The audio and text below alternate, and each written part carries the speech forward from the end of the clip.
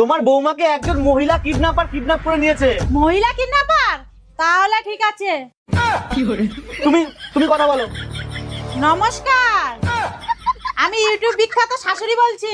কালকে যদি তোর বৌমাকে সূর্য দেখাতে চাস তাহলে 3 লাখ টাকা নিয়ে আয়। কিডন্যাপার দিদি, সূর্য দেখানোর জন্য একটু বেশি হয়ে গেল না?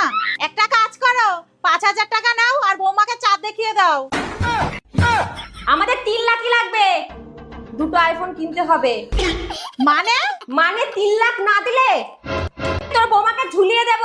একদম না, ও কিন্তু বমি করা ছড়াবে। দেখ বলছে ঝুলাবে, একবার আমাদের জিজ্ঞাসা করবে তো নাকি? পরে পরিষ্কার করার জন্য আমাদের ডাকলে কিন্তু আমরা যাব না।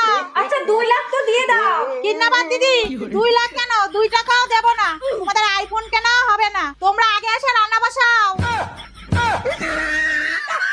চল, আর নাটক করে লাভ নেই। ধুর বাবা, ভালো লাগে না।